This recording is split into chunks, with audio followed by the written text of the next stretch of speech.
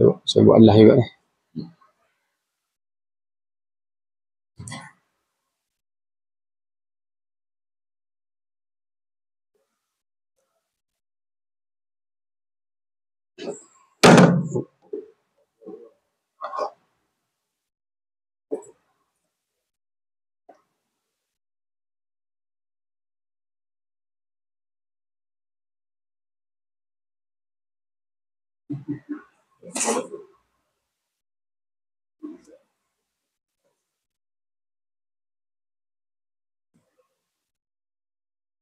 أعوذ بالله من الشيطان الرجيم.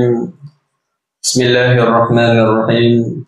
السلام عليكم ورحمة الله وبركاته.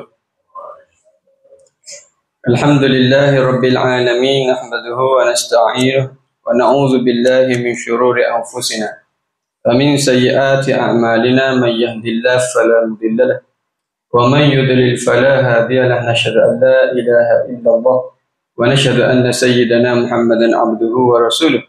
اللهم صل وسلم وبارك على سيدنا محمد طب القلوب ودوائها وعافية الأبدان وشفائها ونور الأبصار وضيائها وعلى آله وصحبه وبارك وسلم. رب اشرح لي صدري ويسر لي أمري واحلل عقدة من لساني يفقهوا قولي. سبحانك لا علم لنا إلا ما علمتنا إنك أنت العليم الحكيم. لا حول ولا قوة إلا بالله العلي العظيم. Alhamdulillah, pertama-tama syukur pada Allah dapat kita teruskan kuliah subuh pada pagi ini, yang mana saya kali pertama di sini. Adalah lebih manis. Saya perkenalkan diri dululah. Nampak buaya sedang mandi, buaya tinggal dalam telaga. Nama saya Muhammad Juwaidi, putera tunggal dalam keluarga. Itu nama yang diberi, Muhammad Juwaidi bin Johari, berasal dari Tumpak, Kelantan. Jadi sepanjang kuliah ni minta maaf awal-awal lah kalau ada dialek Kelantan terkeluar, saya minta maaf. Andai kata tak jelas, boleh tanya tu, insya-Allah.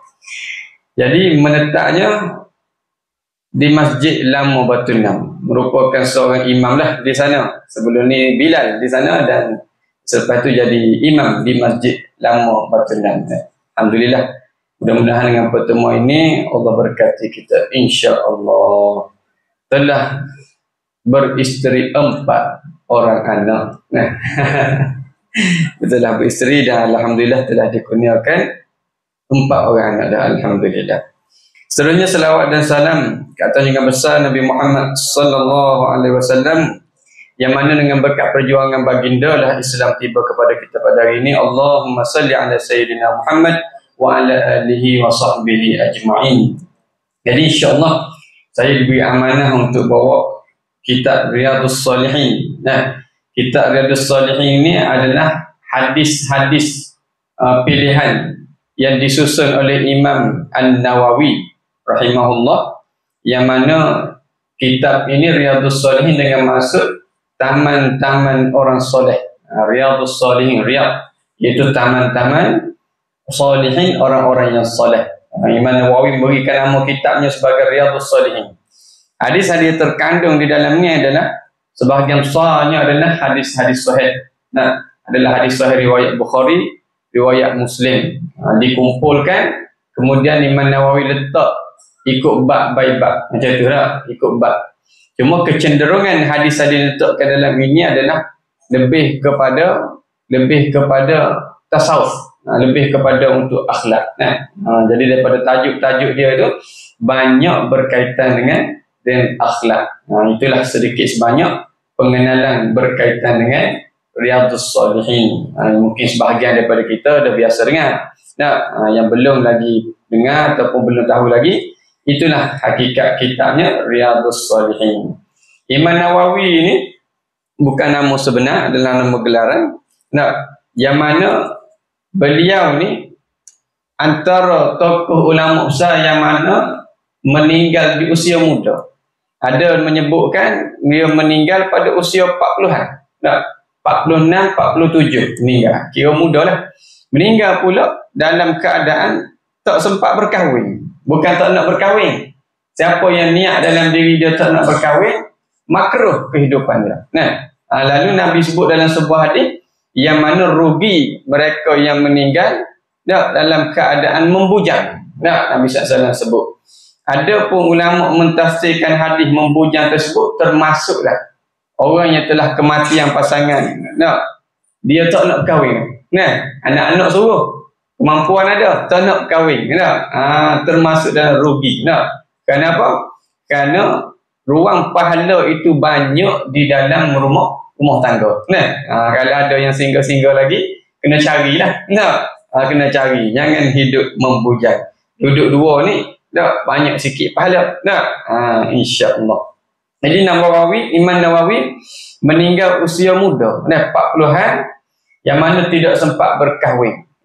Namun, banyak ilmu-ilmu yang dia tinggalkan, kita guna, kita dah amal ini. Dalam bab nikah kahwin, banyak kita ambil pendapat-pendapat yang dikeluarkan oleh Imam Nawawi. Itu nak kata, umur tak panjang, tapi berkah. Nampak? Umur tak panjang, tapi berkah. Bila satu benda ini ada keberkatan, maka masuk keberkatan itu sendiri pun boleh menjawab kepada permasalahan kita, iaitu Zaidun fil khair, bertambah dalam kebaikan. Kalau kita nak minta rezeki, apa-apa rezeki, kita ini menyempitkan rezeki ini sedia ala Sayyidina Muhammad hanya kepada RM1 saja. Bila kita sempitkan pada setakat RM1, itulah sebabnya hati kita jadi resah gelisah. Lalu kita kena luaskan rezeki. Rezeki ini dengan maksud kurniaan Allah. Kurniaan Allah pelbagai. Duit itu salah satu kecil je. Yang paling besarnya adalah sehingga saat ini Allah masih beri lagi pada kita nikmat iman dan Islam. Rezeki tu. Kalau tak dapat rezeki nikmat iman dan Islam, mati dalam keadaan kafir, na'udzubillah. Selain pada itu juga nikmat tangan, nikmat mata. Banyak kalau kita nak hitung start daripada pagi tadi saja pun banyak sangat dah. Buka-buka mata. Alhamdulillah boleh celak mata. Bayangkan celak-celak, tengok gelak gelita dalam kubur dah. Sayyidina Muhammad. Tak ada peluang dah kita nak buat amal ibadah. Itu rezeki. Kemudian rezeki yang Allah beri, nikmat yang Allah beri ni, Allah dah jamin jika kita syukur, la in syakartum la azidannakum. Jika kita bersyukur, Allah tambah. Wala in kafartum, jika kamu kufur, inna azabi lasyadid. Sesungguhnya azab Allah sangat pedih. Itu konsep rezeki. Jadi kita jangan sempitkan rezeki setakat tu. Lalu Imam Nawawi ini umurnya pendek, tapi Sayyidina Muhammad disebabkan umurnya berkat. Berapa banyak kitab berpuluh-puluh kitab besar yang sempat dia tulis Sayyidina Muhammad, sehingga hari ini banyak digunakan. Dipecahkan pula pada matan arba'in yang lebih nipis. Imam Nawawi susun 40 hadis. Kalau kira hadis benar ada banyak, beratus ribu. Sufyan As-Sauri sahaja telah menghafal hadis sebanyak 300,000. Yang sempat dia bukukan, yang sempat dia ajarkan adalah 30,000 sahaja hadis. Jadi kalau kita dah ulang 40 hadis saja, dah ulang Riyadhus Shalihin saja, tak mencukupi lagi. Sebab itulah Nabi kata, akhir zaman ini, jika kamu berpegang dengan dua benda, nescaya kamu akan selamat, tidak akan sesat. Iaitu berpegang pada kitabullah dan sunnah Rasulullah sallallahu alaihi wasallam. Jadi itulah sedikit sebanyak berkaitan dengan kitab Riyadhus Shalihin. Hadis-hadis Nabi, ulama pecah kepada 3. Hadis sahih, hadis dhaif dan hadis maudhu'. Ada 3. Hadis yang boleh kita gunakan yang mana? Dua-dua hadis ni. Hadis sahih dengan hadis Riyadhus Shalihin. Selepas Al-Quran, hadis sahih. Yang tepat rujukan di dalam Islam. Kemudian hadis dhaif boleh guna tak boleh guna? Boleh. Sayyidina Muhammad. Guna untuk fadhilul amal, untuk beramal. Untuk kita gunakan sebagai berhujah, tak boleh. Contohnya hadis dhaif dalam bulan Ramadan berkaitan dengan pembahagian 10 malam pertama, kedua, ketiga, itu ada ulama mengatakan itu hadis dhaif. Dhaif jangan kita letak sebagai lemah. Kita kata hadis lemah tak payah gunalah. Jangan. Dia bukan lemah. Taraf dia tu dhaif. dengan maksud dia ada terganggu sikit pada satu benda. Ada kalanya matan dia sebutan ayat Nabi itu tapi sanak dia tiba-tiba ada sikit tersangkut, tapi mata dia hampir ke arah sahih. Jadi sebab itulah berbeza pandangan ulama berkaitan dengan hadis dhaif. Jangan kita dengar dhaif tak nak dengar aku, jangan. Boleh jadi yang dhaif tersebut hakikat sebenarnya betul. Cuma tak boleh dijadikan hujah saja. Contohnya malam pertama, malam kedua, 10 malam pertama, 10 malam kedua, 10 malam ketiga yang disebut dalam hadis dhaif tu, yang mana 10 malam pertama untuk dapat rahmat, 10 malam kedua untuk dapat pengampunan, 10 malam akhir pelepasan daripada api neraka disebut itu boleh guna untuk beramal, tak ada masalah. Jangan kita tolak pula hadis dhaif. Yang tak bolehnya adalah hadis maudhu'. Hadis maudhu', iaitu hadis palsu. Contohnya bab potong kuku. Ada orang kata potong kuku Nabi mula daripada jari kelingking ni, jari kelingking dulu. Kemudian naik sampai ibu jari. Pulang pula tangan kiri. Hadis sebut itu adalah hadis yang direka-reka ataupun tiada asas. Ramai orang duk sebar. Sebab kita hari ni ambil ilmu dalam TikTok. Apa yang orang sebar kena dengan jiwa, kita terima bulat-bulat. Itulah bahaya. Tapi kalau kita berpegang kepada hadis-hadis Nabi SAW, Al-Quranul Karim, kita selamat. Tapi hari ni banyak berlaku Al-Quran ramai baca. Sempena dengan nuzul Quran baru ni. Yang mana penurunan Al-Quran. Kalau kita sekadar baca, tidak boleh menyelamatkan lagi kita. Dah tu lagu mana Ustaz? Kena tadabbur. Afala yatadabbaruna Al-Quran am ala qulubi aqfaliha. Adakah kamu tidak mahu berfikir tentang ayat Allah? Tak nak mahu mendalami ayat-ayat Allah? Kalau tidak, aqfaliha. Hati kita akan terkunci. Hari ni kita baca. Kita baca 30 juzuk 3 hari sekali khatam kau, sebulan sekali khatam kau, kita baca. Tapi hati kita akan terkunci. Selagi mana kita tidak bertadabbur. Dari sudut hukum, Sayyidina Muhammad baca Al-Quran ini sama ada lihat pada mushaf ataupun kita guna hafalan kita, hukumnya adalah ibadah.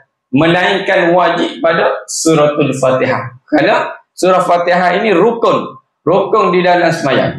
Tak tahu Fatihah, maka tidak sah solat kita. Ada pun bertadabbur, hukumnya adalah wajib. Ni ramai kita berdosa. Selama ni kita baca Quran, tapi kita berdosa kerana apa? Kerana tidak bertadabbur. Kalau ikutkan baca Quran, iblis pandai baca. Sayyidina Muhammad. Kerana pernah satu hari, iblis menyerupai seorang lelaki tua. Bertemu dengan sahabat Abu Hurairah yang ketika itu menjaga Baitul Mal. Datang mencuri apa semua. Dia menyamar jadi orang tua. Mana pertama mari, mana kedua mari, mana ketiga mari. Mana ketiga tu dia ajarkan kepada Abu Hurairah. Dia kata kalau nak elok daripada syaitan, baca ayatul kursi. Dia baca ayat tu sebut pada Abu Hurairah. Abu Hurairah datang ketemu Nabi SAW, beritahu, ada orang tua ni ajar kepada aku ayatul kursi ni, ayat ni, Allahu la ilaha illa wal hayyul qayyum tu. Lalu Nabi kata betul, itu ayatul kursi, dan kamu tahu siapa yang mengajarkan kamu? Itu adalah iblis yang menyamar menjadi seorang tua. Kenapa? Kalau nak cakap bab ngaji Quran boleh, iblis pandai. Jin boleh baca Quran. Tapi Sayyidina Muhammad nak faham dan nak amal tadabbur itu yang membezakan kita umat Islam dengan orang bukan Islam. Kalau hari ni kita boleh tengok orang bukan Islam sendiri pun sibuk duduk nak tafsir Quran. Dia tafsir akhir sekali ikut akal. Adapun Islam ini kita mentafsir Al-Quran, ulama telah sedia. Belakang kita ambil untuk tadabbur saja. Setiap daripada ayat tu mesti ada pengajaran dia. Mesti akan ada. Kerana Quran ini tidak sia-sia. Di Lauh Mahfuz diturunkan 30 juzuk Al-Quran. Kemudian pada bulan Ramadan, Syahrul Ramadan allazi unzila fil Quran. Dalam bulan Ramadan Allah turunkan Al-Quran ke Baitul Izzah, langit dunia yang pertama. Kemudian barulah diturunkan kepada Nabi sallallahu alaihi wasallam secara berperingkat selama 23 tahun. 13 tahun di Mekah, 10 tahun di Madinah. Turun sikit. Pada masa nak turun satu-satu ayat Al-Quran ini, nak kata hebatnya ayat Al-Quran, nak agungnya ayat Al-Quran, sampai satu tahap, nak Allah sebut dalam Al-Quran, "Lau anzalna hadzal Qur'ana 'ala jabalin la ra'aitahu khashi'an mutasaddian min khasyatillah." Andai diturunkan Al-Quran kepada gunung kanan. No, kalau kita tengok gunung paling tinggi sekarang ni adalah Gunung Everest. No, andai kata Quran turun pada Gunung Everest, no, sudah tentu Allah kata akan hancur lebur gunung tersebut. Nak kata kuatnya Al-Quran ini, agungnya Al-Quran ini, sampai satu tahap makhluk lain yang besar kita nampak tu, dah Gunung Everest dengan kita besar mana. Tak, kalau kita duduk atas tu pun tak nampak lagi. Kena teropong dekat-dekat baru nampak. Tak, tu pun gunung tu boleh hancur jika diturunkan Al-Quran kepada gunung-gunung. Namun, manusia yang layak untuk terima. Pada saat nak terima wahyu, Nabi bagi tahu sallallahu alaihi wasallam Muhammad, yang mana ketika Nabi duduk atas unta, berjalan bersama dengan sahabat-sahabat, masa wahyu turun, tiba-tiba unta terduduk. Terduduk, ada sampai tu tahap unta itu rapat muka ke bumi kerana beratnya kesan daripada wahyu Allah. Padahal satu dua ayat je.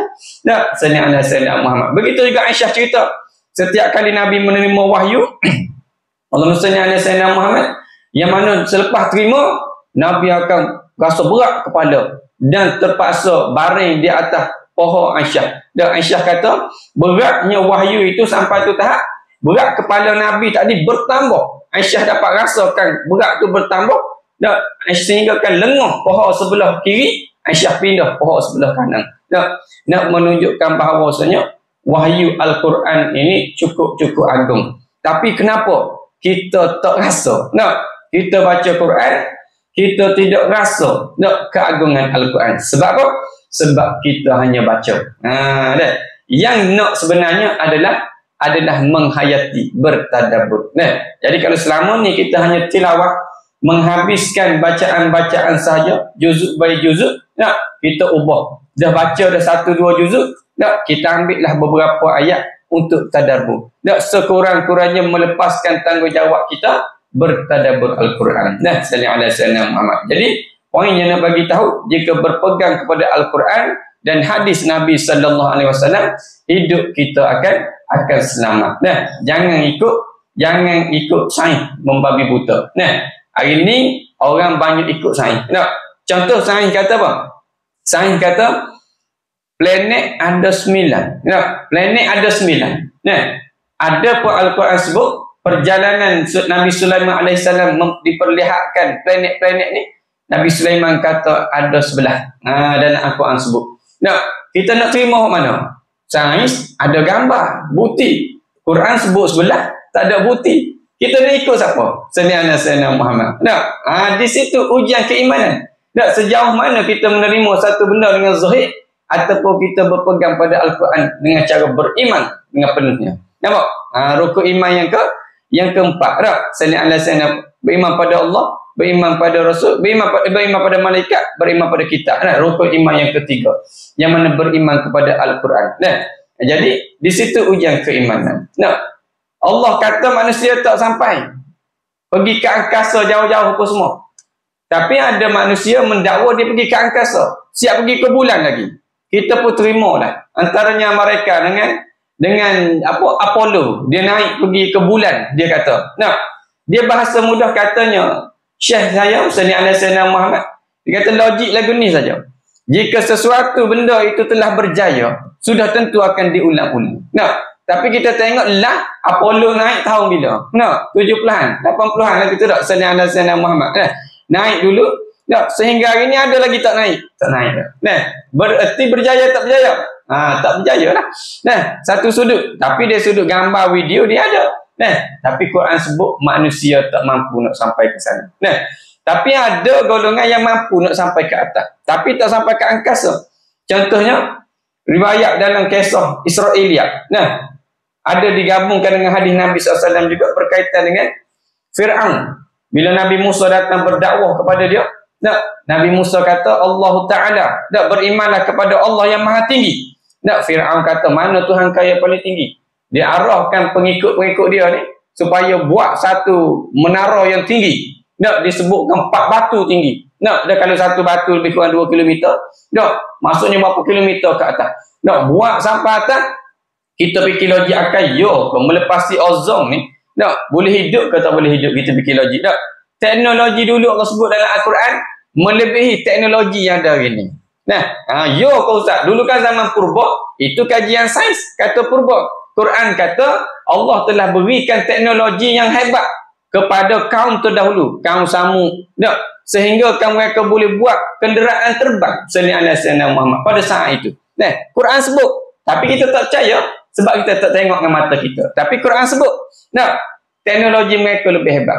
Firaun buat menara tinggi, nah, bila dia naik ke atas, ini ada sebahagian ustaz kata tak logik, duduk ke atas dalam keadaan tak ada alat pernafasan, oksigen ke apa semua. Dia kata, kita fikir logik, tapi Quran sebut dulu Allah beri kepada mereka teknologi. Kalau kita tengok hari ni, piramid sampai hari ni, nak, pening arkitek duk kaji. Nak, lagu mana dia boleh buat piramid. Nak, itu menunjukkan Allah membuktikan bahawasanya Allah beri pada mereka teknologi yang hebat. Nak, tapi disebabkan mereka kufur, Firaun ini, nak, sampai tu tahap, nak, Allah tinggalkan kesan dia untuk menghinakan diri dia. Sehingga kan mayat dia pun diawet dah untuk Allah tunjukkan dah Allah sedang mengazab dia. Nah, lalu bila dia naik ke menara atas, dia tengok tak ada apa-apa. Lalu dia kata, nah, ana rabbukumul a'la, dia kata. Akulah Tuhan kalian yang paling tinggi. Dia sebut kepada rakyat-rakyat dia. Dia Nabi Musa bagi tahu kepada dia, berimanlah kepada Allah Taala, Allah yang maha tinggi. Nah, dia naik cari, mana tak ada Allah ni? Nah, mana Tuhan kan Nabi Musa? Tak ada ni, dia kata. Ana rabbukumul a'la. Pada saat dia mengaku aku adalah Tuhan kalian yang paling tinggi, nak disebutkan dalam sebuah hadis yang mana iblis pun lari. Nak, iblis pun lari daripada Firaun. Sebab apa? Sebab sejahat-jahat iblis, nak, seengkar-engkar iblis tak pernah mengaku Tuhan. Nak, tiba-tiba Firaun ini berani mengaku Tuhan. Iblis yang ada bersama Firaun pada masa itu lari, takutnya pada Allah. No, sampai tu tahap lari daripada Firaun sebab Firaun mengaku Tuhan. No, macam negara kita ni ada juga mengaku tidak Tuhan, wakil Tuhan. No, Ayah Ping, no, dia Terengganu, no, pernah berlaku, no, mengaku wakil Tuhan. No, dia tak mengaku Tuhan lagi, wakil Tuhan dia kata, no.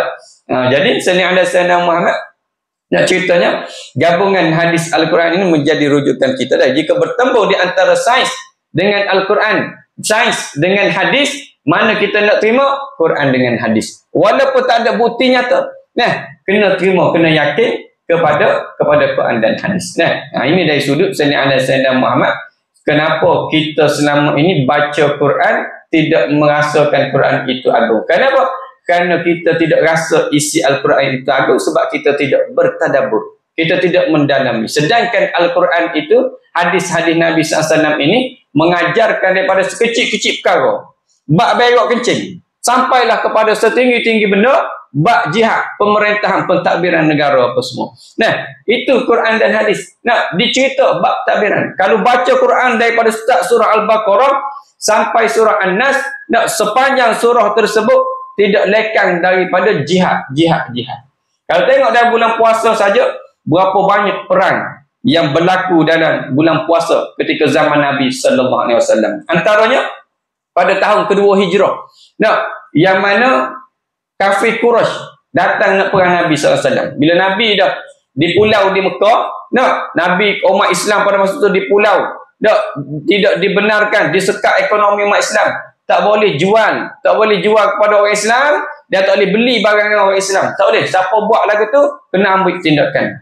Sehinggalah pada suatu hari sebelum Khadijah meninggal dunia, Sayyidina Muhammad, nak, Siti Khadijah sedang menyusukan Fatimah dalam keadaan, nak, susunya tadi tak keluar susu dah. Yang keluar hanyalah darah. Bererti Fatimah hisap darah. Sebab apa? Sebabnya Sayyidina Muhammad tak ada dah makanan yang keluar darah daripada susu, daripada darah Sayyidatina Khadijah.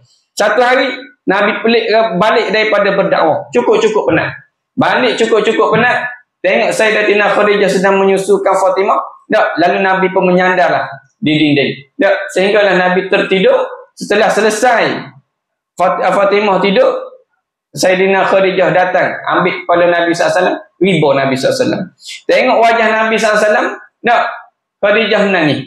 menangis sehinggalah terjatuh air mata Khadijah kena pipi Nabi SAW. Bila tu jatuh air mata Khadijah, Nabi terjaga. Nabi tanya, kenapa wahai isteriku kamu menangis? Adakah kamu sedih kerana setelah kamu hidup dengan aku, kemuliaan dirimu hilang? Khadijah ni bangsawan, orang yang dikenali. Ketika sebelum berkahwin dengan Nabi SAW, Khadijah ni orang dikenali. Adakah kamu menangis kerana setelah kamu berkahwin dengan aku, hartamu sudah habis? Habis dah harta Khadijah. Harta dagangan dia. Dia pedagang yang berjaya. Pedagang yang berjaya bukan di Mekah saja, tapi di luar kawasan pun dia berjaya. Tapi setelah menikah dengan Nabi SAW, dia disekak ekonomi apa semua, habis. Lalu Khadijah bagi tahu, tidak suamiku, bukan aku menangis kerana hartaku, bukan aku menangis kerana kebangsawanku, tapi aku menangis sedih melihat engkau berdakwah. Andai kata aku meninggal lepas ni, aku mati lepas ni, Khadijah kata, andai kata aku mati dan ada satu tempat yang kau nak pergi, tak ada titik, engkau ambillah tulang belulang aku untuk dijadikan titik supaya kau sampai kepada manusia untuk sampaikan kalimah Allah. Nampak? Sampai tahap tu Khadijah nak berkhidmat pada Nabi SAW, suruh ambil tulang belulang dia ni jadikan titik. Disebut dalam hadis. Yang mana Khadijah ni nak berkhidmat kepada Nabi SAW sampai tahap begitu sekali. Itu nampak isteri Nabi sallallahu alaihi wasallam. Bila berlaku sekatan ekonomi, lalu rekah ceritanya Allah arahkan supaya Nabi SAW, kalau kita baca surah Al-Lahab, ini bibit-bibit Nabi nak keluar daripada Mekah. Surah Al-Lahab ini kisah tentang Abu Lahab. Ini tadabbur Al-Quran. Kisah tentang Abu Lahab. Abu Lahab dengan Abu Jahal, dua orang yang berbeza. Jangan samakan. Abu Jahal tak ada hubungan kekeluargaan dengan Nabi. Hanya pemimpin Mekah saja. Ada pun Abu Lahab ini pemimpin Mekah dalam masa yang sama. Ianya adalah pak saudara Nabi. Bapa saudara Nabi. Ketika Nabi SAW lahir, Abu Lahab ni, nama dia Abdul Uzza. Nama sebenar dia. Gelaran dia Abu Lahab. Bila Nabi SAW lahir ni, dia cukup seronok. Dia cukup bangga dengan kelahiran Nabi SAW. Sehingga kan dia isytihar satu Mekah. Aku dapat anak saudara. Aku dapat anak saudara. Sehingga kan dia sembelih unta. Belanja makan kepada penduduk Mekah pada masa itu. Kayanya Abu Lahab ni, sehingga kan dia sembelih unta, buat makan ramai-ramai. Kerana meraihkan anak saudara dia Nabi Muhammad sallallahu alaihi wasallam. Dia adik-beradik lah dengan bapa Nabi Abdullah. Adik-beradik juga dengan Abu Talib. Bila Nabi dah besar, Nabi dah dilantik menjadi rasul apa semua, Sayyidina Muhammad. Di situ Allah arahkan kepada Nabi supaya berdakwah secara berdakwah kepada ahli keluarga. Lalu Nabi panggil anak beranak Nabi berkumpul. Pak saudara, mak saudara, sepupu, sepapak, semua ada belakang. Berkumpul di satu tempat di Mekah. Lalu Nabi bertanya mereka semua, jika aku bagi tahu di belakang bukit Mekah ini adanya tentera datang menyerang, kamu percaya tak percaya? Kami percaya padamu Muhammad. Kamu tak menipu, kamu orang jujur, kamu orang amanah. Jika aku kata sekian-sekian ada di sebalik bukit ini, kamu percaya tak percaya? Kami percaya padamu Muhammad. Jika aku suruh kamu tinggalkan jahiliyah kamu dan kembali kepada Allah dan Rasul, kamu boleh terima tak boleh terima? Disitulah Abu Lahab marah. Dia kata, tabat celaka ya Muhammad. Celakamu Muhammad, dia kata. Mufani kami semua berkumpul semua ni semata-mata nak ajak kepada Tuhanmu, celakamu. Disebabkan itulah asbabun nuzul. Sebab-sebab turunnya surah Al-Lahab. Kita dah baca tabat siada tu. Celakalah kedua-dua tangan Abu Lahab. Bila dah Nabi baca surah tersebut pada Abu Lahab, dia punya takut, sekejap-sekejap dia tengok tangan dia. Sekejap-sekejap dia tengok tangan dia. Malam tu tak nak tidur malam. Sampai dah pagi esok, dia tengok-tengok tangan dia ada lagi. Dia pun rasa bangga. Dia pergi tengah-tengah Mekah, dia kata, tengok ni, Muhammad kata celaka tangan aku. Tengok tangan aku ada molek lagi. Dia ingatkan celaka tangan ni, hancur tangan dia. Tapi Allah celakakan Abu Lahab ini sampai kiamat. Orang baca surah dia. Baca pasal dia. Yang mana celakanya dia ini sehinggalah pada suatu masa dia dapat penyakit kulit. Penyakit kulit sehingga kan bau badan dia tu busuk. Anak dan isterinya tak nak uruskan dia. Abu Lahab dia ada 2 orang anak. Salah seorang sempat kahwin. Sebelum dia celakakan Nabi, anak dia ada berkahwin dengan anak Nabi sallallahu alaihi wasallam. Bila dia marah pada Nabi, dia arahkan anak dia berkahwin dengan anak Nabi supaya ceraikan anak Nabi. Anak dia yang ceraikan ini pergi ceraikan, disebut dalam riwayat siap ludah lagi pada Nabi. Aku cerai anak kau, tui. Ibarat kata lagu itulah. Ludah pada Nabi SAW. Lalu Nabi pun mendoakan, Allahumma sallit kalbam min kilabika ya qahar. Nabi SAW doa begitu. Yang kita baca dalam kunut nazilah. Ya Allah, hantarkanlah kepadanya anjing-anjingmu. Hantarkanlah kepadanya singa-singamu. Disebut kalban. Nabi doakan kepada anak Abu Lahab. Rekah ceritanya, Abu Lahab tadi dicelakakan, dia kena penyakit kulit. Sehingga kan anak isteri dia tak nak uruskan dia, letak dia ujung-ujung kampung. Sehinggalah beberapa hari mati baru perasan. Lalu upah cari orang. Siapa yang sanggup nak uruskan mayat Abu Lahab ni? Tak ada seorang sanggup sebab bau busuk daripada jauh tu dah bau busuk dia. Lalu diberi upah yang besar. Bukan diganda upah. Barulah ada orang nak buat. Tu pun lagu mana?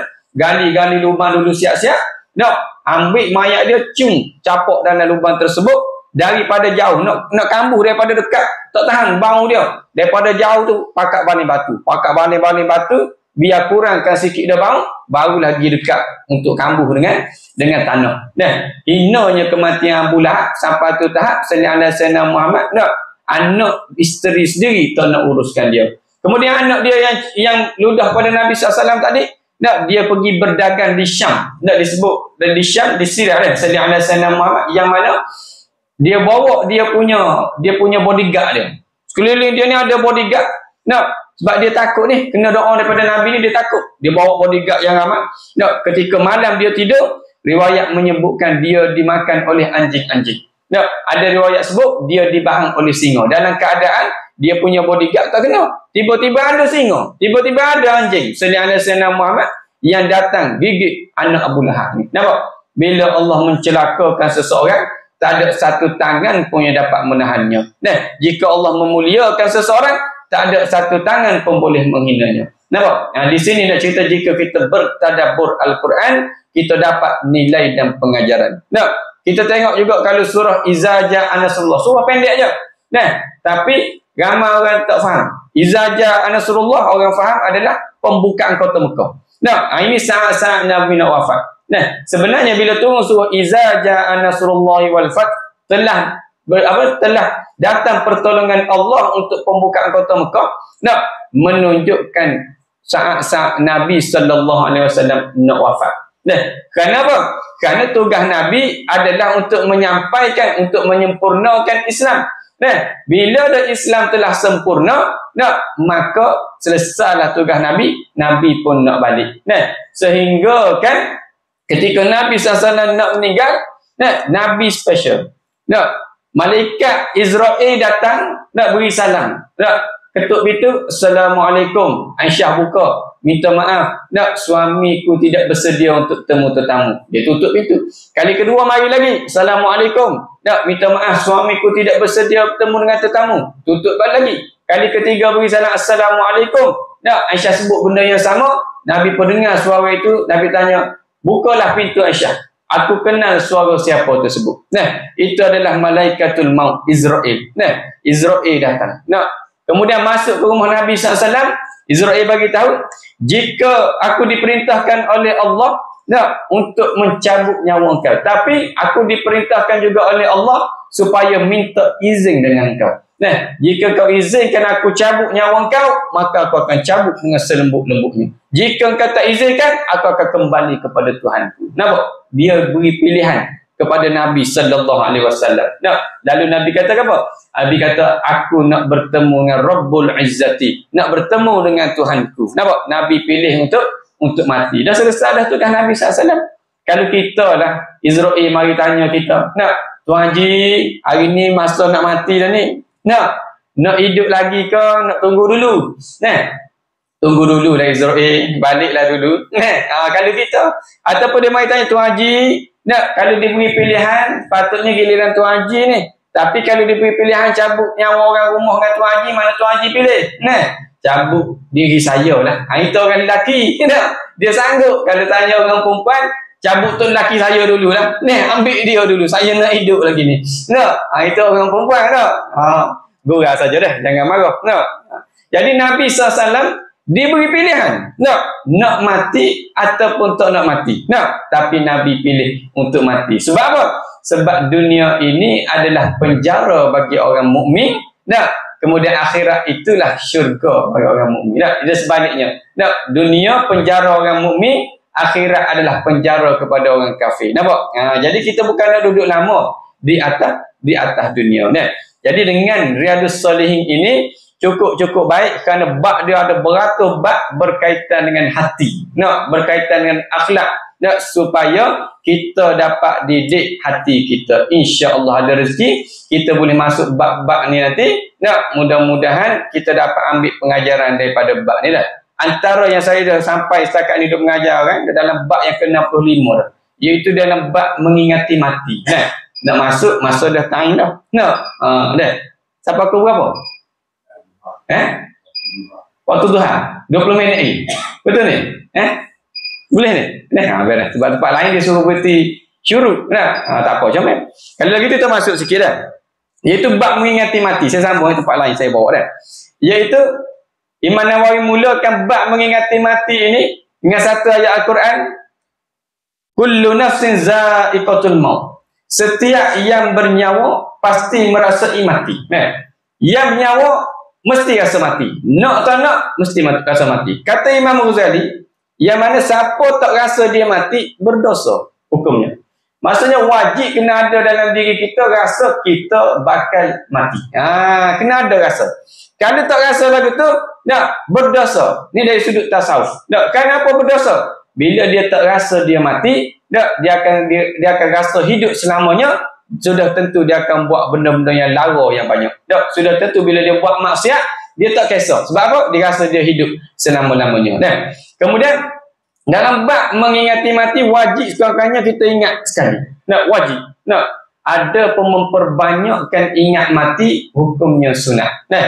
Ingat mati ini boleh menjadikan kita lebih dekat kepada Allah. Macam-macam cara kita boleh buat untuk kita mengingati mati. Kalau kita tengok tok-tok guru pondok contoh. Kalau kita biasa pergi pondok ke apa semua. Tok guru pondok kebanyakannya dia akan gali satu lubang macam kubur. Dipanggil tempat bersuluk. Di pondok-pondok biasanya ada. Tok guru tu akan gali satu lubang macam kubur tu lah. 5 kali 7. Kemudian malam-malam dia masuk, dia berzikir dalam tu. Dia berzikir. Dia tutuplah lubang. Saya sendiri pernah merasai tempat bersuluk ni. Di pondok Tok Selehong, di Tumpak. Yang mana masuk, kalau pergi sekarang tak rasa sangat dah suasana dia sebab dia ada mozaik dah dalam tu. Jadi tak rasa sangat lah. Kalau dulu, tanah. Sedia ala Sayyidina Muhammad. Tapi disebabkan ramai orang duk datang ziarah, duk datang masuk-masuk, dia takut tanah turun tu. Masuk-masuk takut mati terus dalam tu. Jadi dia buat mozaik. Dia buat pasal mozaik apa semua. Bila dah masuk dalam tu, tutup, berzikirlah 5-6 minit dalam tu untuk merasai suasana mati lagu mana. Jadi Tok Guru pondok dulu buat salah satu cara untuk ingat mati, dia buat tempat bersuluk. Kalau lagu tu nak buat jugalah ustaz kat tepi rumah saya, tak payahlah. Kita tak cukup tanah. Kami gali lubang rumah jiran pula, marah ke jiran nanti. Buat cara lain. Selain pada tujuh, kita boleh tengok tok-tok kita dulu. Dia akan letak keranda sebagai contoh. Letak keranda ke ataupun kayu, belindang yang mana nak letak dalam kubur tu, papan tu tak, dia gantung kat rumah dia ataupun dia letak tepi rumah dia. Balik bersawah, balik berkebun, tengok-tengok, Allah mak ada keranda. Jadi sedikit sebanyak tu ingat pada mati. Nak cari dunia lebih-lebih, jadi tu ingat pada mati. Allah, aku bakal mati. Jadi banyak cara boleh ingat mati. Selain pada tu juga, kalau dalam rumah kita hari ni ada dalam almari tu, banyak pinggan mangkuk orang rumah, bawa keluar, ganti dengan kain kafan. Letak kain kafan dalam almari kita. Biar kita ingat mati. Balik-balik rumah tengok dalam almari, Allah, kain kafan. Jadi ingat pada mati. Kelebihan dia apa lagi? Bila orang berjalan, rumah kita, tetamu mari, dia tanya apa dia tu mah. dalam almarimu? Tak, kain kafan. Oh, ya kau kain kafan. Minta diri dululah. Jiran pun tak duduk lama. Jimat air, jimat makanan. Tak. Jadi salli ala sayyidina Muhammad, ganti dengan kain kafan. Nah, kain kafan sunat kita sedia awal-awal. Jangan tunggu mati. Sunat hukumnya. Kenapa? Kerana ada hadis Nabi SAW sebut memperelokkan. Nak minum air tak ada. Tak boleh minum tak. Nah, teruk tak. Nabi kata memperelokkan kain kafan. Nabi kata, satu hari ada sahabat tengah kafankan jenazah. Nabi tengok balutan dia kurang kemas. Nabi kata perelokkan kain kafannya. Kerana nanti orang mukmin ini akan saling ziarah menziarahi. Bila mati nanti, orang mukmin yang mati, bukan mati dalam keadaan fasik, dia boleh pergi ziarah. Ziarah kubur ke kubur. Sama-sama mukmin. Tapi kalau orang fasik tak dapat. Kenapa? Kerana dia terikat dengan seksaan. Dalilnya di mana? Dalilnya hadis riwayat Muslim dan Bukhari. Berkaitan dengan Nabi lalu di antara dua perkuburan. Nabi lihat dua orang ni tengah seksa.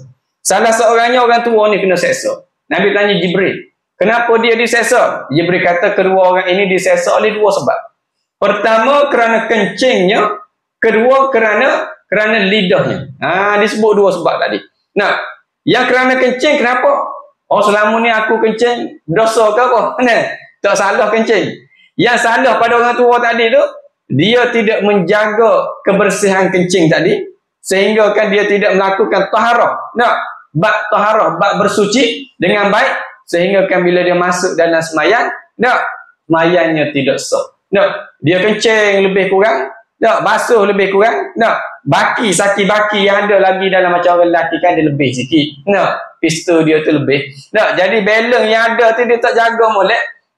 Bila berjalan tu, kesan setitik, dua titik tu kena pada pakaian.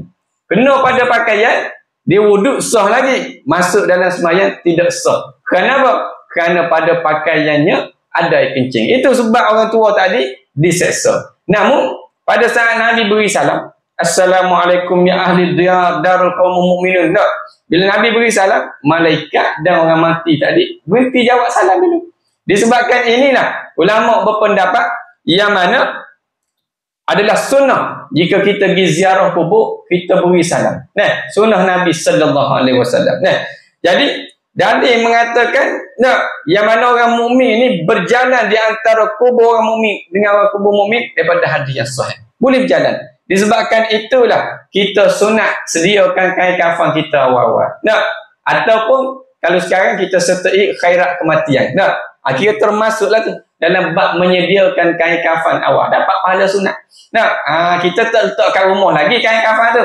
Tapi persediaan. Kita dah bayar ada yuran bulanan ke tahunan ke. Jadi di situ menunjukkan kita dah ada persediaan untuk sediakan kain kafan. Lalu Nabi kata perelokkan kain kafannya. Kerana orang mukmin ini akan saling ziarah menziarahi. Itu kelebihan salli ala sayyidina Muhammad. Orang yang pada saat akhir mati sempat menyebut kalimah la ilaha illallah. Nampak? Nak biar boleh sebut. Jangan benci dengan tahlil. Kita hari ni banyak benci dengan tahlil. Tahlil bid'ah dan apa semua. Jangan fikir lebih. Tahlil itu adalah kalimah la ilaha illallah. Disebabkan kita tak nak majlis tahlil, kita tak bertahlil. Jangan. Salli ala sayyidina Muhammad. Yang khilaf tu majlis tahlil. Boleh buat tak boleh buat. Tapi hakikatnya afdal zikri adalah la ilaha illallah. Biar jadikan zikir kita selalu. Bila selalu sebut la ilaha illallah, tak terkejut ke? Melatah tak adalah keluar benda dalam kain. Keluar la ilaha illallah. Ni duduk sebut benda mengarut selalu. Orang cokek, ya mak kau hijau, bapak kau biru. Duduk keluar benda yang tak ada faedah. Takut mati saat tu. Mati dengan kalimah yang tak berfaedah, rugi. Sedangkan Allah sebut la tamutunna illa wa antum muslimin. Jangan kamu mati melainkan mati dalam Islam. Nampak? Jadi dalam bab mengingati mati tadi, banyak cara boleh buat untuk mengingati mati dah. Itu sebahagian saja saya kongsikan. Ada juga yang asasnya untuk ingat mati juga adalah mengingati mati dengan cara ziarah kubur. Kita amalannya adalah ziarah kubur ni setahun sekali. Tu pun kubur mak ayah kita saja. Tu pun kalau balik kampung tahun tu. Kalau tak balik, tak ziarah. Jadikan amalan. sekurang-kurangnya seminggu sekali gilah singgah kat kubur. Tak payah lama. Sambil-sambil nak pergi Tasik Siti Wangsa ke, nak cari mana-mana kubur, singgah sekejap, merapati kubur, beri salam. Assalamualaikum ya ahlil kubur. Beri salam pada orang kubur. Nah, kemudian mendoakan dia. Nah, benda ni syariat turun untuk ziarah kubur ni. Satu hari ada hadis Nabi sallallahu alaihi wasallam yang mana Aisyah, hadis daripada Aisyah cerita, Aisyah kata malam itu adalah malam giliran aku. Aisyah bagi tahu. Lalu Nabi dah buka pakaian, Aisyah pun dah buka pakaian untuk tidur dah. Sallallahu alaihi wasallam Muhammad. Pakaian tidur lah. Maksudnya, dah dengar duduk tidur, dah. Lalu Nabi SAW tiba-tiba bangkit, bangun mengenakan semula pakaiannya. Dah. Nabi ingatkan Aisyah dah tidur. Dah. Nabi pun keluar rumah perlahan-lahan. Aisyah pun dia kata jealous, dia cemburu. Dia tengok Nabi keluar tu, dia pun cemburu. Sudah. Kau Nabi nak pergi rumah bini lain. Dia pun nak ikut Nabi. Dia pun kenakan kelubung warna hitam. Dia sebut dalam hadis. Lalu dia ikutlah Nabi senyap-senyap daripada belakang. Ikut. Sampailah di perkuburan Baqi'. Tempat tentera Islam dan umat Islam yang dikebumikan dalam perang Badar. Lalu Nabi sampai di sana, Aisyah meminta daripada jauh. Dia melihat Nabi sekejap angkat tangan, jatuh, angkat tangan 2-3 kali. Lepas daripada angkat tangan jatuh, Nabi pun pusing nak balik. Bila Nabi pusing nak balik ni, cemaslah Aisyah. Dia minta Nabi, dia pun berlari juga, berlari slow.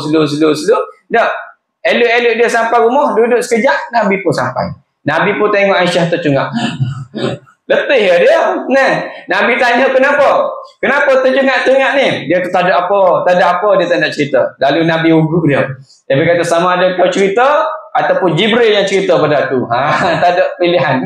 Telah mati mak, luah mati bapak dah. Lagu tu dah. Tak boleh nak lari. Aisyah pun kata, aku cemburu. Aku ingatkan kau nak pergi rumah bini lain. Lalu aku pun berkelubung dah hitam ikut nak ngitik ke mana kau pergi. Nabi kata, oh jadi itulah lembaga hitam yang aku nampak tadi. Rupanya Nabi perasan. Masa dia ikut tu Nabi nampak benda-benda hitam duduk ikut belakang. Nabi dah tahu dah keadaan tu. Lalu Aisyah tanya kenapa pergi ke Baqi'. Lalu Nabi SAW bagi tahu Jibril pada mulanya datang nak sampaikan wahyu. Syariat yang baru mengenai ziarah kubur. Yang mana pada mula nak bertemu di rumah. Tapi setelah melihat engkau dalam keadaan separuh tak ada pakaian dia beri malu lalu ajak bertemu di Baqi'. Syariat yang nak turun masa tu adalah syariat ziarah kubur. Sebelum tu ziarah kubur dilarang. Kerana apa?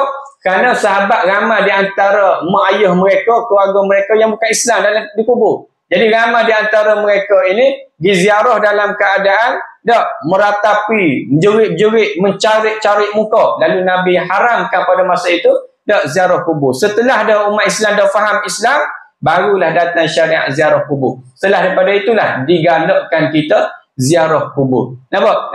Supaya kita ingat kepada kematian.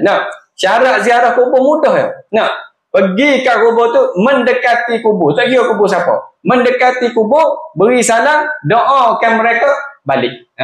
Tak sampai 5 minit rasanya. Dapat pahala sunnah Nabi sallallahu alaihi wasallam. Nabi kerak tak kerak ziarah kubur ibarat kata dalam seminggu tak kurang daripada 4 kali, 3 kali Nabi ziarah kubur. Berarti keraknya Nabi SAW ziarah kubur.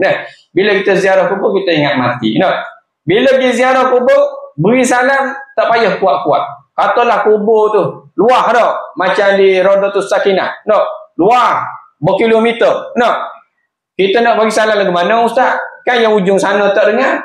Jangan risau. Beri salam je. Assalamualaikum ya ahlil kubur. Beri salam perlahan pun dia dengar. Dalilnya kat mana? Nabi kata setelah dikebumikan jenazah, ahli keluarga yang berjalan nak balik tu, kakinya bergeser dengan tanah. Suruh. Orang di dalam kubur dengar. Bererti pendengaran orang mati ini Allah jadikan tajam. Dia boleh dengar. Jadi jangan risaulah. Kita duduk sini, kubur yang duduk ujung sana, dia dengar. Dan Nabi kata mereka menjawab salam kita. Tak dengar apa Rasulullah? Tak dengar apa Ustaz? Orang jawab. Jangan minta dengar. Kalau minta dengar, dengan kita mati macam dia. Assalamualaikum ya ahli kubur. Waalaikumsalam orang hidup. Dengan kita mati nanti. Jadi jangan duk tunggu dia jawab. Jangan duk tunggu dia jawab. Yakinlah pada Nabi SAW. Nabi bagi tahu, dia dengar. Bila dia dengar, dia dengar, jangan risau. Itulah salah satu cara untuk kita mengingati mati. Dan terakhir, Nabi ajar juga yang mana daripada Abdullah bin Umar meriwayatkan Nabi SAW bersabda, apabila seseorang Islam mempunyai harta, sekiranya dia mahu mewasiatkan hartanya itu, janganlah sampai dia tidur 2 malam tanpa menulis wasiatnya. Bererti di sini Nabi kata, bagi orang yang ada harta, banyak harta dia, jangan tidur lebih 2 malam tanpa memperbaharui wasiatnya. Lalu dalam hadis ini, Imam Nawawi mengeluarkan hukum dalam bab fiqh yang mana jadi wajib kepada orang yang ada harta ini kena buat wasiatnya adalah setiap 4 hari sekali buat renew wasiat dia. Jadi lepas ni pergi kedai buku kau, kedai DIY tak boleh masuk dah, nak boykot saya dah. Beli buku log kau, buku apa, tulis buku wasiat. Tulis segala benda dalam tu. Hutang kita dengan Allah, hutang kita dengan manusia, harta kita dengan manusia, harta kita dengan ni apa semua, yang mana kita wakaf, yang mana tak wakaf, tulis. Ada kalanya ada kes si ayah ni dia wakafkan tanah tu. Cuma dia sebut mulut kepada orang yang menguruskan tanah wakaf. Tak ada hitam putih. Bila dia mati, anak-anak tak tahu. Orang yang diamanahkan jaga tanah tu sampai kepada anak-anak. Anak-anak tak percaya. Dia kata tipu. Tengok atas geran tak ada masalah. Dia kata masih lagi tak ada kata wakaf pun. Akhir sekali anak ambil tanah tersebut. Dalam bab ni wasiat ni penting. Wasiat ni penting, kita belajar dalam bab fiqh, dalam bab wasiat. Sampai tu tak berdosa kita kalau tidak renew wasiat. Ada kes seorang lelaki ni dia berkahwin 3. Masa sangat dia meninggal, sallallahu alaihi wasallam Muhammad. Masa dia meninggal, bini pertama menangis. Abang dah pergi. Sekejap ada orang bagi salam. Assalamualaikum. Bagi salam. Waalaikumsalam, dia jawab dah. Siapa ni? Dia kata saya minta maaf, bukan nak mari ambil harta, nak mari ziarah suami saya. Yang pertama tengah duk menangis tadi tukar. Celaka untuk lelaki. Beloklah mampu marah pula dah. Saya tambah dah tu, tapi benda betul berlaku. Dia berkahwin 3. Mari yang kedua tu kata dia tak nak tutup harta. Mari nak ziarah saja. Mari duduk selang, dua ni tengah duduk sembang-sembang. Mari pula hak ketiga. Assalamualaikum. Saya nombor 3. Bukan mari nak ambil harta, nak mari ziarah suami meninggal. Jadi kalau daripada awal dia dah taklid lagu tu, yang mana dia menikah tu tidak ambil harta wasiat, boleh sah dalam Islam. Tapi kena ada lah akad dia apa semua. Dia dah berjanji dah menikah ini tak nak ambil apa ni faraid apa semua, boleh selia ada senama daripada awal. Ada perkara dia tak berjanji lagu tu, termasuk juga isteri tadi. Tapi kalau dia rahsiakan, dia anak beranak isteri pertama sahaja yang dapat faraid, yang kedua ketiga anak-anak yang bini pertama kedua ketiga tadi tak dapat, berdosa si mati. Nampak? Sebab apa? Sebab tak ada wasiat. Nampak? Sebab itulah kalau nak bini, tak apa nak sorok, cuma kena ada wasiat, tulis. Jadi tulis apa semua, letak kat sebelah. Malam-malam nak tidur, tengok buku wasiat. Buka tengok ni aku bakal mati ni, cek balik lah. Apa yang tak settle, apa yang bertambah. Tengok balik. Pesan kat bini, yang awak jangan tengok lagi buku wasiat abang ni sehinggalah abang mati. Pesan pada bini lagu tu dah. Bini pun kata kenapa nak rahsia nak tengok kalau ada bini lain. Bini pun senyap-senyap buka tengok. Ya sungguh malam tu juga dia bunuh kita. Jadi sini ada Sayyidina Muhammad cara untuk kita mengingati mati. Wallahu ta'ala a'lam. Boleh setakat itu. Minta maaf terlebih terkasar bahasa. Jika ada soalan lah, saya biasa buat lagi tu kalau ada lah. Kalau tak ada tak apa. Ada soalan tu? Ada? Muslimat ada? Akan datanglah dah insya-Allah. Alhamdulillah.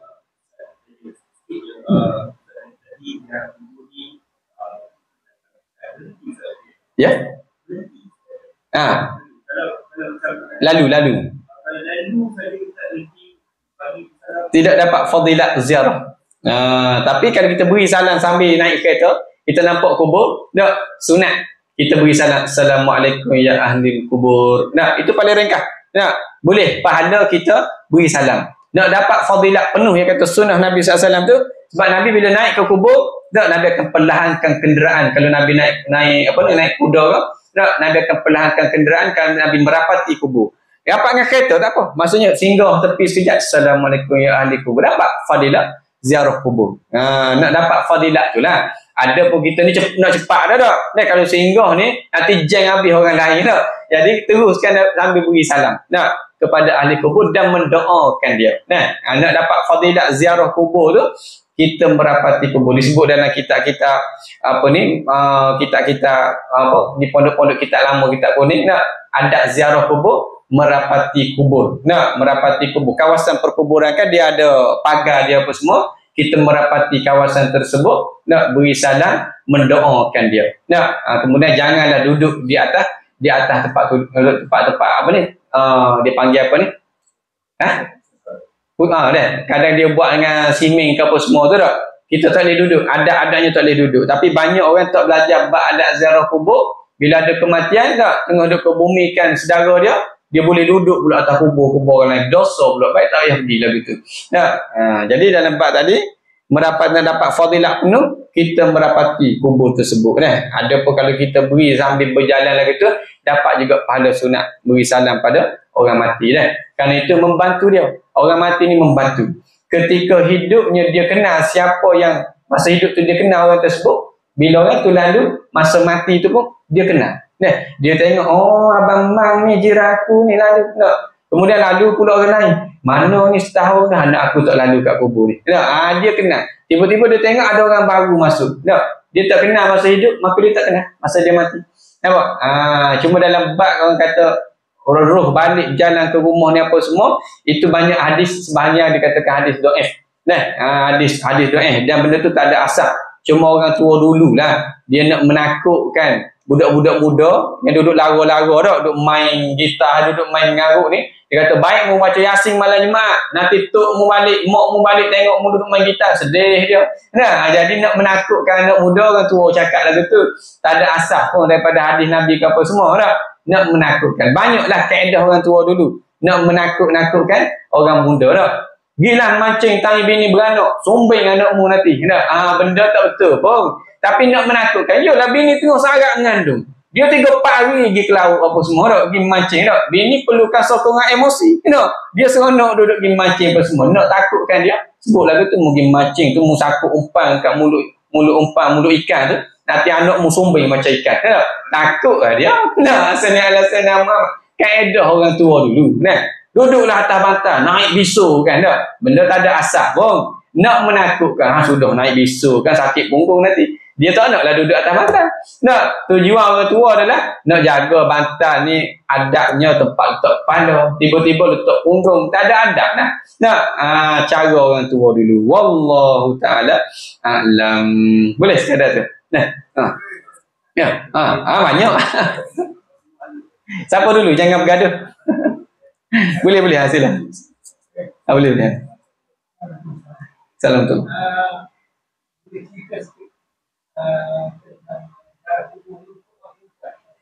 Okey, hukum untuk orang perempuan. Okey, baik. Dari sudut hukumnya yang dia kata sunat muakkad ni adalah pada lelaki. Ada perempuan ni hukumnya harus, tak lebih daripada itu. Hukum pada perempuan harus sahaja dah. Tapi selain alasan nama itu bagi tanah perkuburan awam yang ramai-ramai. Ada pun kalau meninggal tok lelaki dia kata lepas ni tok lelaki aku ni letak depan rumah aku lah. Kalau lagu tu boleh, harus hukum dia. Kalau bila dia pergi keluar tu juga tempat orang awam hukumnya harus lagi selagi mana dia boleh jaga benda yang tak timbulkan fitnah. Ni nak pergi kubur, make up macam nak pergi kenduri kahwin. Dengan perfume-nya apa semua nak jumpa siapa? Nak biar orang mati bau. Tak boleh. Itu yang jadi haram. Sebab berhias tadi tu. Jadi hukumnya harus. Wakil pada suami tak apa. Sekali-sekala nak pergi satu keluarga boleh. Harus lagi hukumnya selagi mana menjaga. Tapi kalau dalam keadaan kita uzur, elokkan. Selain alasan Muhammad, tak payah dah.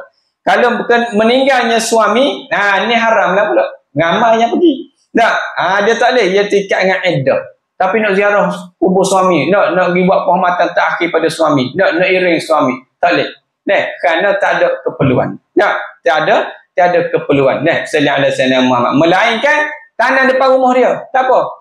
Tanah depan rumah dia, dia duduk dalam rumah, dak tengok kat tingkap saja, dak tengok jenazah suami dia masuk dalam kubur. Boleh kalau lagu tu. Tapi kalau dia nak ikut pergi ke tanah perkuburan, dak, hukumnya haram kerana terikat dengan edah, bukan keperluan, bukan perkara hajat. Itu perkara nafsu saja.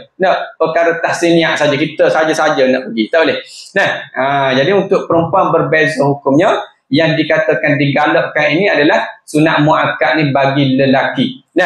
Sunat muakkad hukumnya apa? Maksudnya kalau kita tinggal dalam keadaan tak ada sebab, kita mampu pergi ziarah kubur, kita tak pergi, makruh hukumnya. Itu maksud sunat muakkad. Berbeza dengan sunat umum. Sunat biasa, kita nak tinggal saja-saja pun tak apa, tak ada sebab apa, tak apa, tak makruh, harus hukumnya. Contoh sunat puasa sunat Isnin Khamis, contoh tak? Kita nak batalkan tiba-tiba, tak makruh lagi. Tapi kalau yang digalakkan, macam puasa 6, kita tengah puasa 6, puasa tu terikat pada bulan Syawal tu saja. Digalakkan sunat muakkad, tiba-tiba kita tinggalkan dengan tengok masa dah tak ada dah nak tinggal, kita tinggal juga tanpa sebab, maka makruh hukumnya perbuatan kita tadi. Jadi begitulah ziarah kubur. Bagi wanita hukumnya harus. Selagi tidak timbul fitnah, boleh pergi ziarah kubur. Tapi kalau boleh dapat timbul fitnah, maka hukumnya berubahlah pula jadi haram. Na'udzubillah. Wallahu ta'ala a'lam. Tadi terakhir dah, insya-Allah.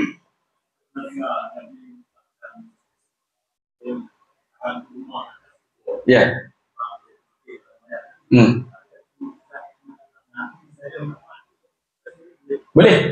Boleh. Yang kita buat inilah kita ke bumi di tanah wakaf. Bila tanah wakaf dia terikat, sebab tu haram buat binaan. Sebab tu tanah orang wakaf. Bila tanah wakaf untuk kubur saja. Bila kita buat binaan lain, hukumnya jadi haram kerana itu tanah wakaf. Tapi kalau kita nak buat kat rumah kita, tanah kita sendiri, boleh. Cuma prosedur di Malaysia. Kalau nak tanam di depan rumah ke apa semua, banyak cerita lah. Dia kena pergi ke pejabat polis ke apa semua, kena mohon kebenaran apa semua. Bukan apa, kalau tak ada kebenaran itu mudah. Orang nak bunuh-bunuh orang, tanam depan rumah. Gitu tak? Ada kena kebenaran apa semua. Kalau nak tanam di tanah persendirian, boleh. Harus dalam Islam. Cuma, afdalnya adalah tanam di tempat orang ramai. Gitu. Berbeza dengan Nabi sallallahu alaihi wasallam kerana Nabi dikebumikan. Nabi dikebumikan di mana dia meninggal. Di situ dia meninggal, di situ dia kebumikan. Adapun kita orang awam, afdalnya kita kebumikan di mana tempat kita meninggal, bukan spesifik di mana kita meninggal tu. Contoh meninggal tepi jalan tu terus kali, tidaklah. Maksudnya di tanah perkuburan di dalam qaryah tersebut, afdal. Makruh jika nak bawa balik. Dari sudut kajian kita. Ramai orang bila dia meninggal di Kuala Lumpur, nak bawa balik, pergi balik ke kampung. Dalam kitab sebut makruh hukumnya. Tapi kalau lah sallallahu alaihi wasallam Muhammad, benda itu tidak mengambil masa yang terlalu lama untuk mayat, diharuskan lagi. Ni sampai 2-3 hari. Nak tunggu tu, nak ke bumi tu, nak tunggu anak-anak balik dulu belakang, mayat tu terbiar seharian lagu tu, makruh dah hukumnya. Tapi kalau duduk KL, nak bawa balik tu dalam masa 2 jam saja naik flight, macam tu tak lama kepada mayat, diharuskan lagi. Tapi kalau berlama-lama, hukumnya jadi makruh. Kerana mereka ni yang mati ni nak cepat-cepat. Kalau yang baik, nak cepat terima kebaikan, balasan baik dalam kubur. Kalau yang jahat tu pula, nak cepat-cepat kita nak biar, kerana tak nak biar kefasikan dia ni, masih ada lagi di atas muka bumi ni. Nampak? Dalam bab kubur tadi, boleh nak tanam di tanah persendirian. Wallahu ta'ala alam. Sudah. Clear Zuhur dah kita. Dah. Ya. Mengiringi jenazah perempuan. Macam tadi hukumnya harus. Maksudnya anak-anak perempuan, sepupu-sepupu yang perempuan, harus. Tapi seeloknya tak payah. Banyak kalau saya sendiri tengok banyak jadi fitnah. Gitu ngapakah skah lagu tu ngapakah yang ketat. Orang tengah nak isah, tengok Allah, tak jadi nak isah. Jadi banyak perempuan ni banyak fitnah pada diri dia. Nah, jadi ambil jalan selamat, tak perempuan elokkanlah. Tak payah berbolok-bolok nak pergi duduk sekali. Sebaiknya lagu itulah. Tutup fitnah. Dipanggil saduz zarak itu lebih baik. Kerana hari ni, tak ramah terdedah aurat apa semua tak. Kita tengok. Jadi tak hormat pula kepada kubur. Nah, yang jenis pada sebelum tu dia memang tak tutup aurat dah. Hari mati je pakai pula. Ada yang jenis berkabung tak. Pakai warna hitam. Sebab apa pakai hitam? Berkabung. Bila sebut berkabung lagu tu, itu adalah amalan agama lain. Hukumnya jatuh haram. Nah, ada pun kenapa pakai hitam ni? Nak elokkan daripada pandangan orang. Nak kurangkan tarikan pada orang. Boleh. Tapi kalau sebab mati je kita perasan, ramai pakai hitam. Sebab apa? Sebab berkabung. Itu adalah agama Kristian. Na'udzubillah. Nah, jadi perempuan eloklah daripada pergi berbolok-bolok dengan tu. Tunggu orang lain tak ada, barulah pergi. Nah, boleh tak perempuan nak semayang jenazah? Boleh. Sendiri? Boleh. Nah, pernah berlaku sallallahu alaihi wasallam Muhammad Imam Syafi'i ke siapa meninggal. Nah, ada seorang wali Allah wanita. Nah, dia minta nak solatkan kepada Imam Syafi'i. Nah, lalu dia minta kepada orang yang lalu, dia kata boleh tak aku nak solatkan mereka? Solatkan Imam Syafi'i. Nah, orang ni pun tahu dia terkenal sebagai wali wanita pada masa itu. Nah, orang bawa jenazah Imam Syafi'i masuk dalam rumah dia, dia solat seorang-seorang sama tu. Tak ada fitnah. Selesai, bawa keluar jenazah Imam Syafi'i, pergi kebumikan. Nah, jadi boleh perempuan nak solat, tapi kalau nak solat depan orang ramai apa semua, tak boleh timbul fitnah. Tak, nak elak daripada fitnah, buatlah senyap-senyap. Ataupun boleh buat sembahyang ghaib. Nah, jenazah tak ada kat depan pun, boleh buat solat ghaib. Nah, wallahu ta'ala. Boleh, sekadar itu saja. Minta maaf terlebih terkasar bahasa. InsyaAllah dari kita sambung lagi akan datang. Bismillahirrahmanirrahim. Allahumma fakirna fid din wa alimna ta'wil wa hadina siratal mustaqim. Allahumma ya muqallibal qulub sabit qulubana ala dinik wa ala ta'atik walhamdulillahi rabbil alamin. Assalamualaikum warahmatullahi wabarakatuh.